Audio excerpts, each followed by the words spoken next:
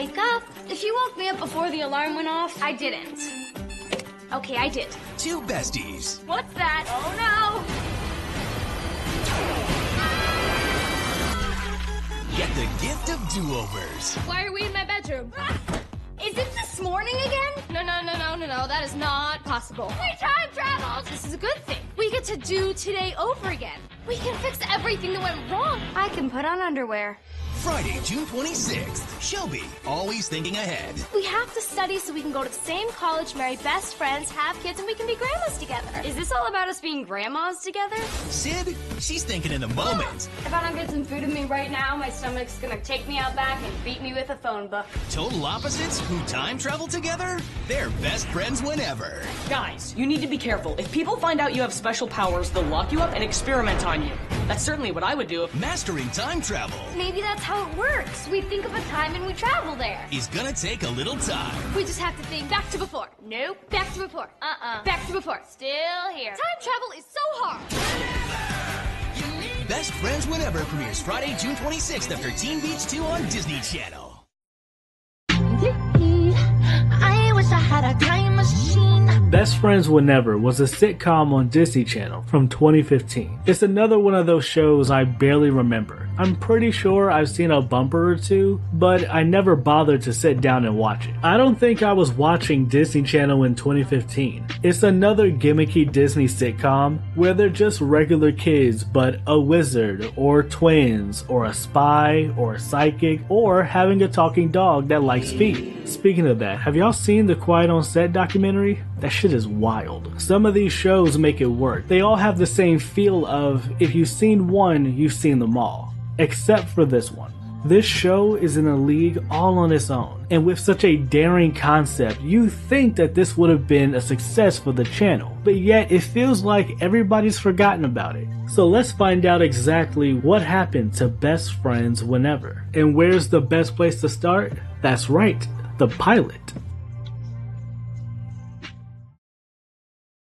I've been playing out a lot of hypotheticals in my mind. The episode starts with our leads, Shelby and Sid, waking up for school. Shelby is already dressed and ready to go, while Sid is still knocked out. Eventually, Sid gets up, as Shelby expresses her excitement that her best friend gets to live with her, presumably forever. I'm so excited that my best friend is living with me forever. Well, just until my parents get back from their archaeological dig in Peru. Well, yeah, but that's gonna be like 3 years.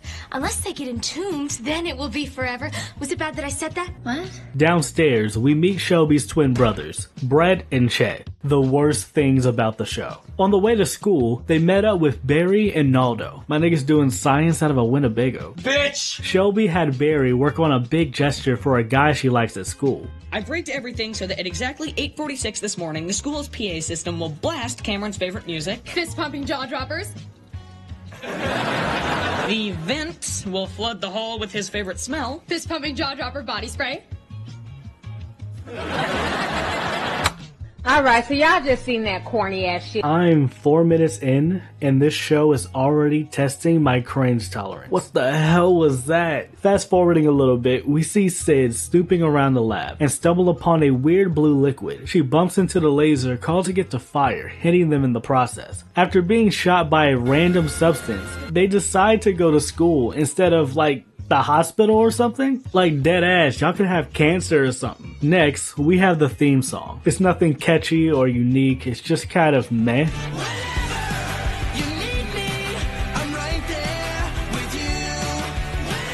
I forgot to mention it in my I Didn't Do It video, but I didn't care for that theme song either. I think it's better than this one, but not by much. We meet back up with them at their massive school. I love the size of this main area. It just feels so spacious. I always loved the schools in teen sitcoms. They look so cool. I loved Hollywood Arts. I thought it was dope that you could customize your locker. Like when Andre showed his and it was a piano, I thought that shit was so cool. The one from High School Musical was pretty cool too, especially the cafeteria, but my favorite was always PCA from Zoe 101, even if it was a scam. Dean Rivers was stealing students' tuition and blowing it at Morongo Casino and Resort. Yeah, it wasn't even a real school. The student loans were real!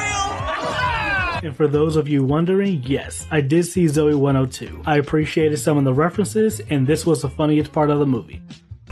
Overall, I thought it was meh. Also, real quick, since we're talking about schools, there's an episode where Sid's preparing to take her driver's test, and they have these driving rigs set up for them. Did they make this up, or is this a real thing? Like, are niggas using this to learn how to drive? Wish we had this in my school. Could have saved some lives. But back to the show. After forcefully removing Sid from a vending machine, Shelby prepares herself to ask out her crush, but gets intercepted by a random classmate, Marcy, who can't shut the hell up. Hey, you Shelby! Got a minute? Actually, it's gonna take more than a minute. I have no concept of time. I'm like a dog that way. On the way to her crush, she steps into a mop bucket and falls through a table. Oh my god. Also, while this is happening, Barry finds out what happened in the lab and tells Sid that the laser that shot him could have changed them forever. There is no telling what could have happened. It could have sent you to another dimension, or made you time travel, or rendered you invisible. You're not invisible. Shelby walks back, embarrassed at the situation. Sid consoles her with a hug, with Shelby wishing that she never got out of bed. And the next thing you know, they jump back to this morning. At first, they have a mini freakout, but Shelby sees this as an opportunity to restart her day. Let's think about this. Maybe this is a good thing. We get to do today over again. We can fix everything that went wrong. You just discovered you can time travel, and the first thing you want to do is go back to school? If I were them, I would go back to December 28, 1978 to stop an atrocity from happening. They go about their day as normal, avoiding all the stuff that slowed them down beforehand. Once at school, Shelby tries again to ask out her crush, but this time, Sid is the one to mess up, inadvertently becoming the one to get the date. Shelby is upset, and Sid jokingly says that they'll laugh about it in the future, triggering their powers. So now we're in the year 2017, and besides a subtle color change, the only thing different is the clock, these hover shoes, and this big ass tablet this guy's using as a phone. They take a moment to process how they got here, while also wondering if they're here, what happened to their future selves? Which is a valid question. They figured out that essentially, they jumped into the bodies of their future selves, and that's what everyone else in the timeline sees them as. This must be how we look to everyone. When we time travel, we enter our bodies from that time. This is a disaster! Why didn't you stop me from getting bangs? Marcy shows up again confused that they're talking to each other, since they haven't been friends for over 2 years. You guys are talking again? You haven't talked to each other in 2 years. Marcy's entire existence in this episode is just to add context to everything we didn't see. This is further proven by Marcy saying that not only are they no longer friends, Sid would eventually move out of her house. This breaks Shelby, as she feels bad for letting it go this long. While this is happening, Sid goes to Barry to vent, but he isn't very helpful. Guys, I'm just upset my best friend and I aren't friends anymore. Please, it's been 2 years. Perhaps this will help. Move on. Shelby soon shows up, and they share a moment apologizing, promising to never let a misunderstanding come between them again. They hug it out, triggering another jump back to this morning. But this time, they decide to skip school and instead stay home to decorate their room together. A little bit later while doing this, they accidentally jump to the further future being strapped down the tables.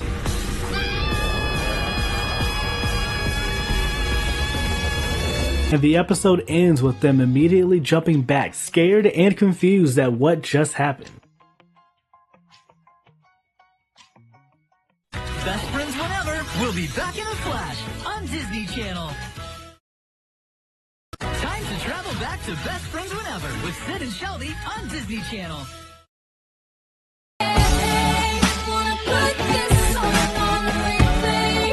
So that was Best Friends Whatever, the pilot. It was okay. The first half was kind of hard to get through, but it got better towards the latter half. However, I can't say the same about the show as a whole. Let's start with the good. Shelby and Sid are the heart and soul of the show. They play off each other very well. Their friendship holds everything together. And I don't mean with glue, I'm talking flex tape. Even works underwater type shit. With that said, their friendship is kind of weird. They establish early on that they're very close. So close that it's kind of toxic. They're very possessive of each other, but they play it off for laughs. Do we have an unhealthy relationship? Yeah. But it works. Despite that, they have some genuine love for each other, which results in some pretty dope moments. I'll be with you every step of the way. Just like always. Thanks, Shelby. Of course. Now don't get me wrong, their relationship is not the best, but it's moments like this where there's no jokes, no time travel bullshit, which we'll get to that, just two best friends having fun. This is where the heart lies in the show. I wish we got more of it. Like, a lot more. Like, if the whole show was just this, I'd actually rock with it. Okay, now the bad.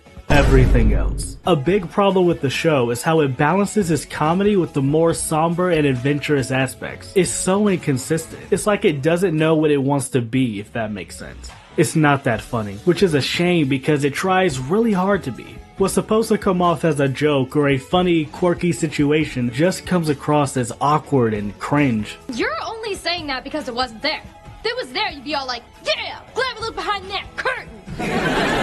You're right, I totally would have said that. Did you hear that, Brett? I didn't hear any of it, Chet. Me neither. Let's follow them. You got a clown name. Look at me. I'm Shebo. I'm a dweebo. It's my first day on the job. I'm pretty stoked about it. Got myself a new car, and I'm really liking my manager, Glenn. In case you can't tell, I have a manager named Glenn, and I really like him. A name would look weird on my report card. All the C's would be like, what you doing here, eh? You think you're better than us? You know what I'm thinking? That we should jump back to the 4th grade so Barry can meet him? That's exactly what I'm thinking, but you know what I'm worried about? That we could butterfly effect and make one little change that causes something really bad to happen? That's exactly what I'm worried about, but you know how I'm feeling? A little nauseous for mixing pizza with eggnog? That's exactly how I'm feeling. You see what I mean? This shit is all over the show. It makes me think that cringe comedy might have been the style they were going for, which could explain why I hate it. This is also one of those shows where the side characters are more entertaining than the main cast. This test is so hard, even I don't know some of the answers. Just kidding. I know the answers, but you won't. Dad, how was work? Oh, just another soul-crushing day trapped in the toothless maw of corporate America. How was your day, sweetie? Dad, you're such a kidder. Sure, let's go with that. Gonna eat baby Jensen's lunch, which is strained peas and apricots now. So that's kind of weird. Okay then. So, let's talk about time travel. Okay, we'll take GS first. Don't mess with your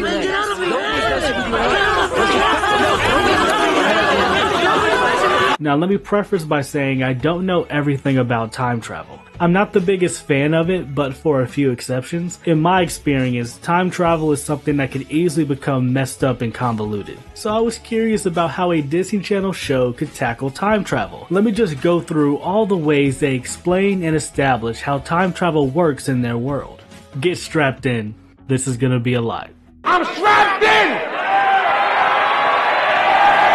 In the first episode, it's established that they can time travel by touching and thinking of a place in time. Additionally, when they travel, we are shown that their present selves take over the body of their future selves. They also gain and retain the memories of their future selves, which explains how Shelby knew the best friend handshake with Marcy. I'm pretty sure we don't have a... How do I know this? Why did we make it so long?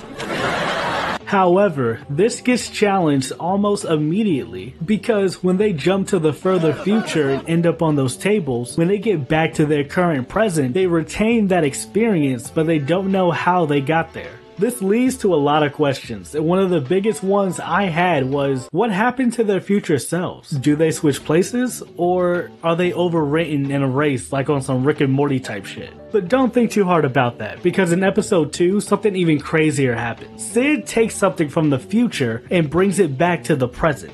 Somehow? Like, how the hell does that work? Then, in another episode, they go to the 70s, and it's here where we are told that the further they go into the past and the longer they stay there, the greater the risk. I fear the girls are becoming a part of the 1970s. The girls may get stuck in the past and never be able to come back. Just for them to travel to the 50s in a later episode and be completely fine. Also, if we could go back to the 70s episode real quick, in that episode, somebody takes a picture of them in the 70s. And Sid takes her modern phone and takes a picture of the Polaroid in the 70s. And nobody saw it or was freaked out by it. When they go back in time to help Shelby's grandmother in the 50s, when they get back to the present, her grandmother still remembers them and what they did for her. Everything I am.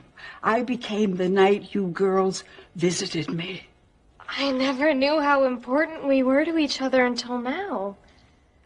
I love you, Grandma. It's a very sweet moment, but that's not the problem. Earlier in the episode, Shelby's mom mentions her grandmother often talking about two girls helping her out in the 50s, minutes before they even had the idea of going to the 50s. She can also say some pretty crazy things, like how back in the 50s, time-traveling teenage girls came to her high school graduation party. She says if it weren't for those girls, she wouldn't have gotten together with Grandpa Paul. How could she have memories of them doing the thing that they haven't done yet?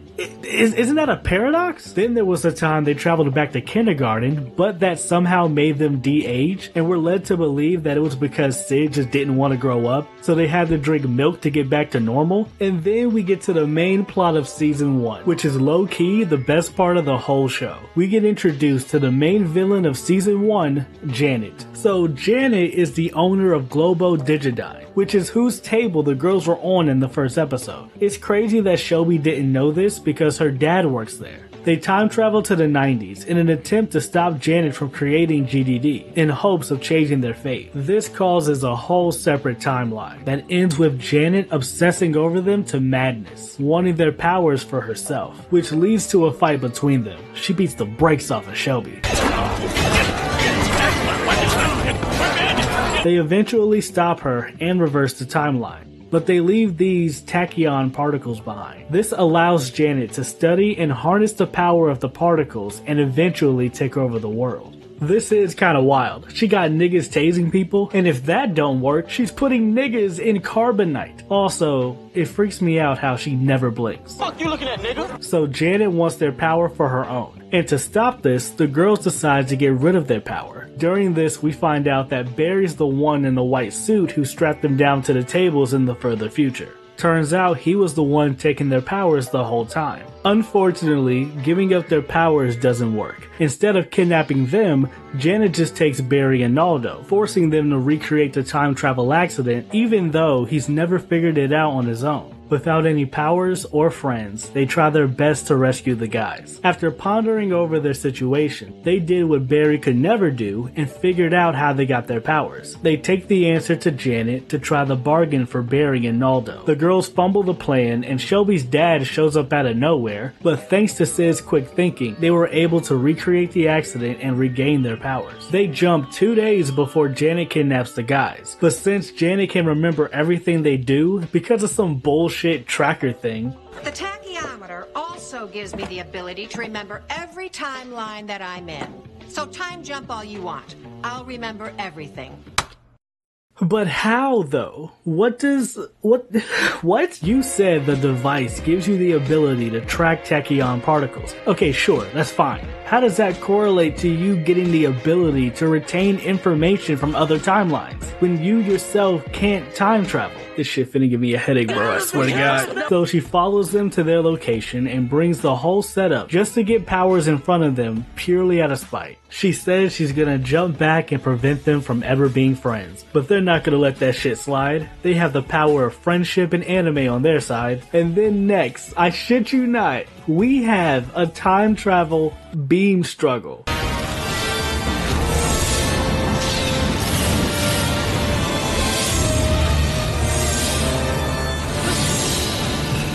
Let's see how you handle this.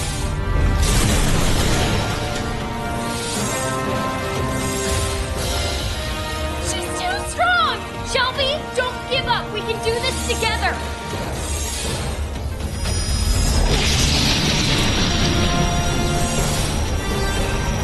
Do it now!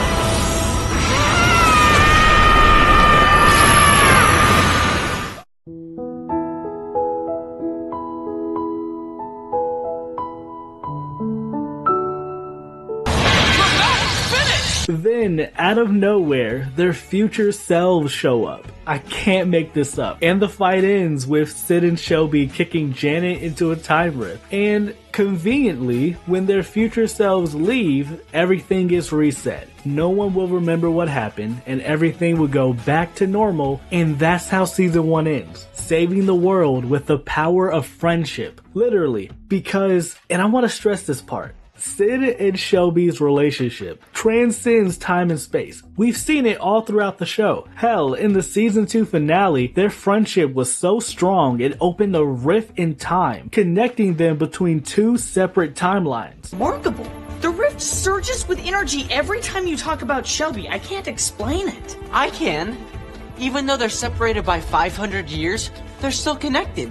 Ronaldo, are you talking about the behavior of paired photons and quantum entanglement? No. I'm talking about a bestie heart hug that lasts a zillion years. I'm not gonna lie. Even though the time travel stuff was dumb, convoluted, and inconsistent, it was kind of fun. The show is definitely at its best with the time travel shenanigans, but all of my other statements still stand. With all that happened in season 1 and how it ended, you'd think it would open the door for more stories like this. Think of all the ideas they could have explored with their future badass selves. But no. Instead, we got a storyline about a random princess from the 1500s. Don't panic, but you're in Portland, Oregon, and it's the year 2016. That is not possible.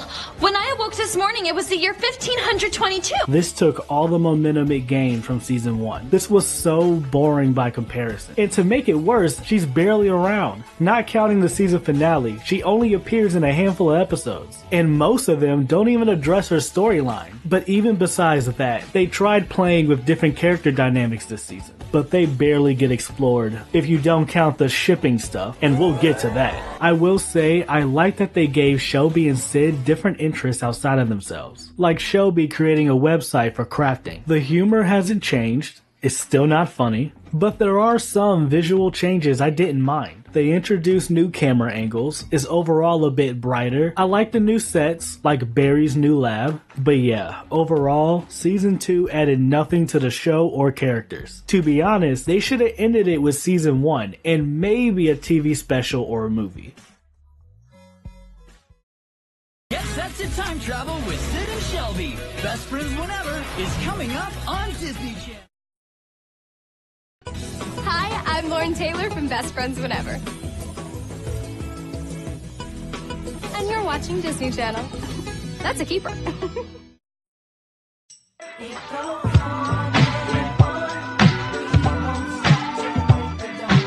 Shelby Marcus, played by Lauren Taylor, Shelby has a weird and potentially unhealthy, or maybe even sexual, obsession with Sid. In the first episode, she openly said she wishes her parents died so Sid could stay in her house forever. In the second episode, she took some of Sid's hair in her sleep for a study binder. And in a later one, she jokingly said that she generated a baby between her and Sid. We run companies. We run countries. We use sophisticated imaging software to see what a baby would look like with Sid's hair in my eyes. Shelby? What? I never did it, but she is beautiful and her name is Emma.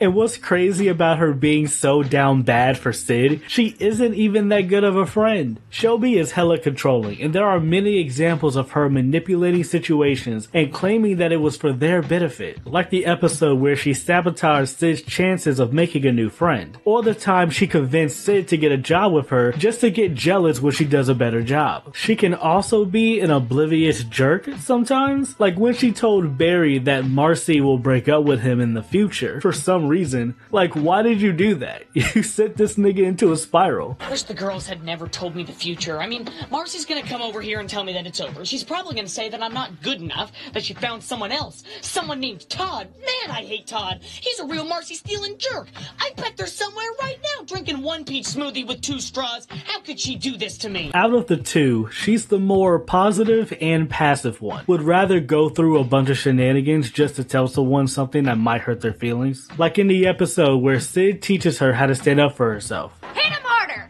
Loser! Buttface! Chump! Faster!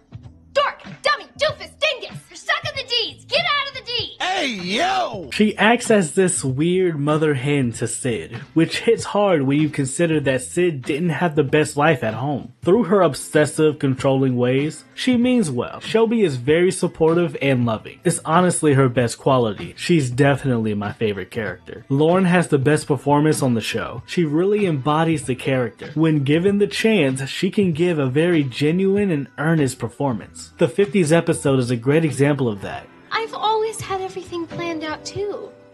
But lately the best things that have been happening to me haven't been a part of any plan. I wish I could have that.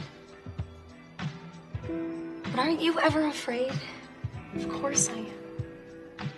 Then how do you do it? I have someone who believes in me. Sometimes that's all it takes to be brave. I wish I had someone like that. Rita, I believe in you. That was her grandmother, by the way. This is the Paradox episode I talked about earlier. But yeah, Shelby is a flawed yet solid character. Sid Riley, played by Landry Bender. At first, I thought she was going to be another Sam Puckett clone, similar to Maya from Girl Meets World, but going through the show, she gave me more Alex Russo vibes. She even kind of sounds like her. How can we study for a test without thinking about the test? You know, your grandma plan is based on us going to college together.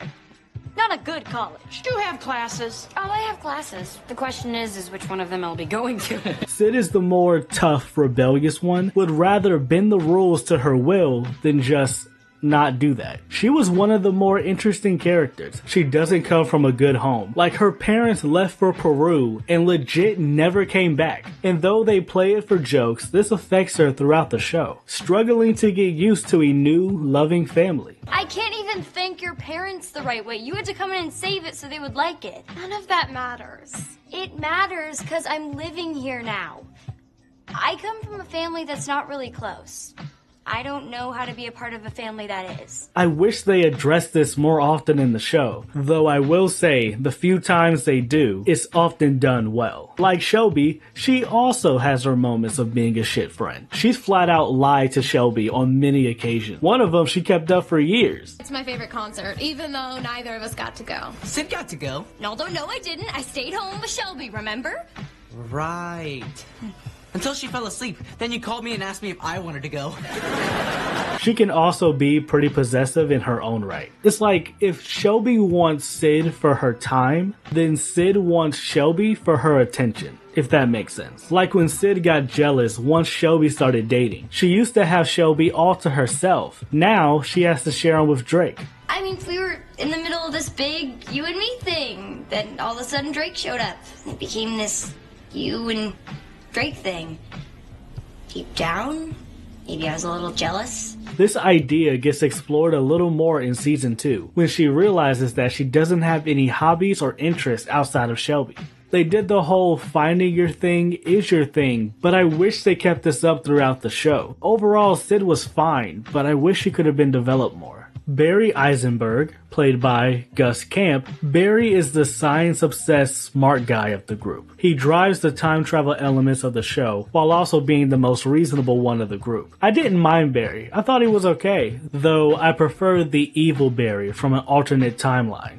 If a man were to eat his own stomach, would he be full? These are the things that I think about. Goth Barry was kinda funny too.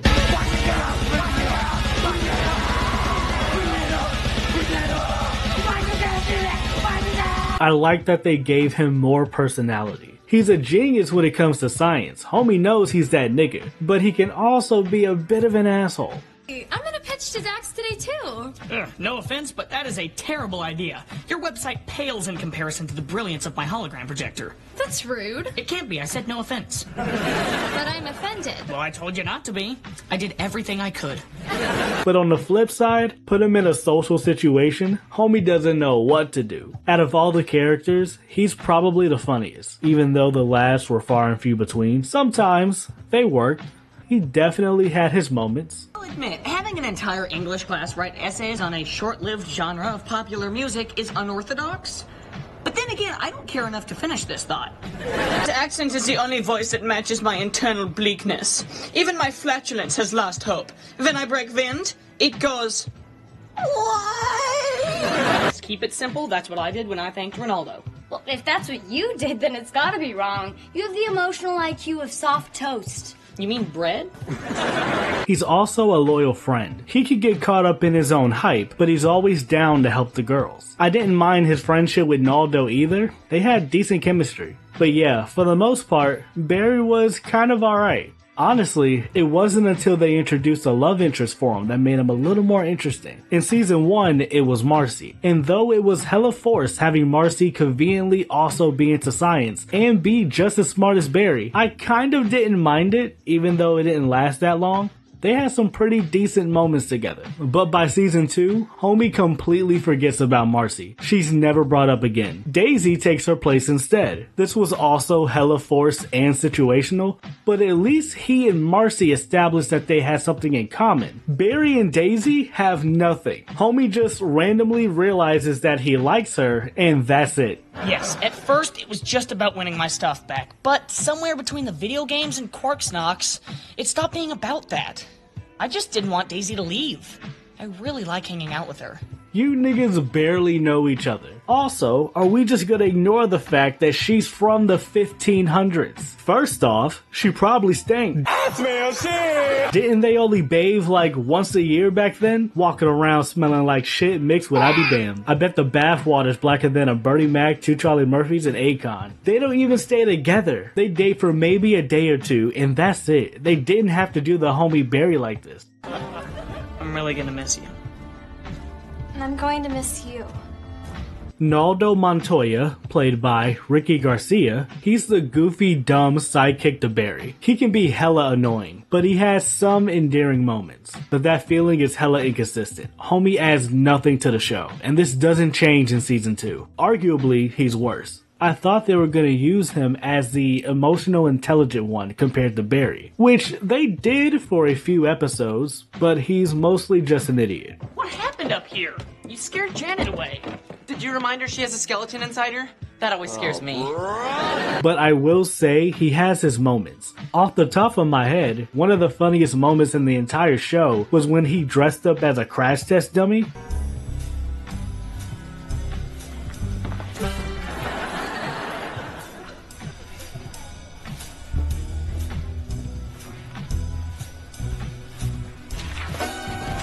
In this same episode, moments before this, one of their teachers was on a date with this same crash test dummy. I don't usually dance in front of people, Gloria, but you make me feel so safe.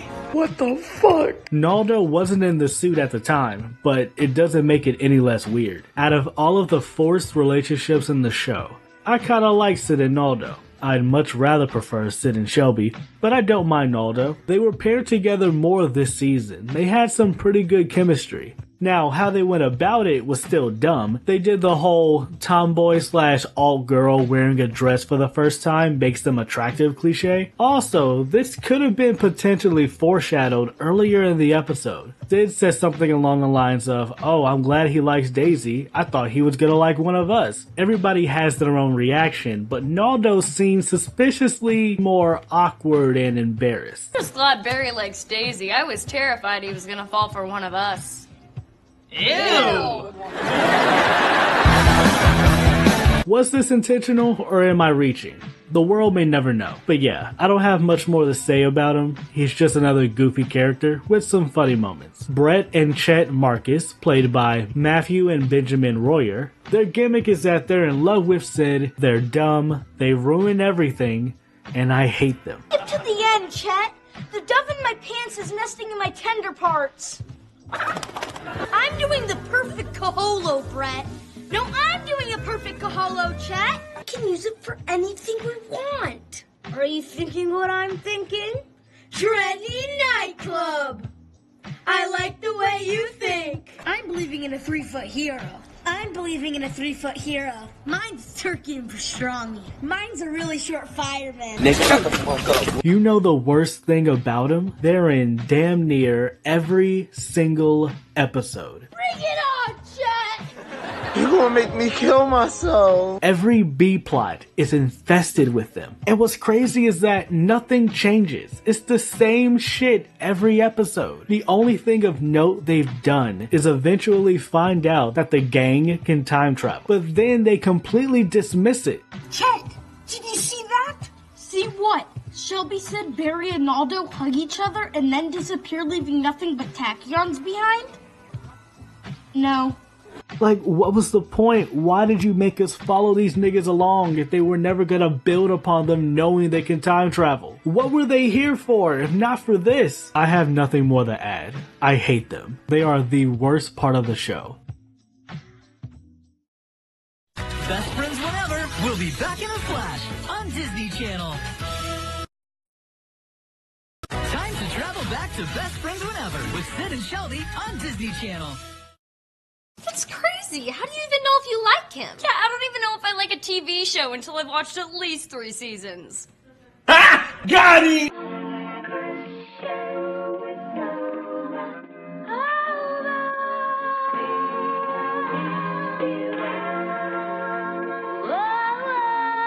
After 2 seasons on the channel, Best Friends Whenever would be cancelled due to low ratings. Which, yeah, not surprising. It had some fun ideas and some decent moments, but it wasn't enough to save it. The only notable guest stars was Jason Earls as Drax Fragan, and both Riley and Lucas from Girl Meets World. So do I recommend the show? Fuck no, baby! Yeah, this show ain't it, bruh. It's not funny, the action is weak, the time travel element was a fun concept, but poorly executed. The characters were decent, but the writing was cringe and inconsistent. I stand by what I said earlier. It should have ended with season 1. It did not deserve 2 seasons. I can't say the show is terrible, but man, it's not that good. Check it out if you want. It's available on Disney+. As for me, I'ma keep it moving and never look back. But hey, you don't have to take my word for it.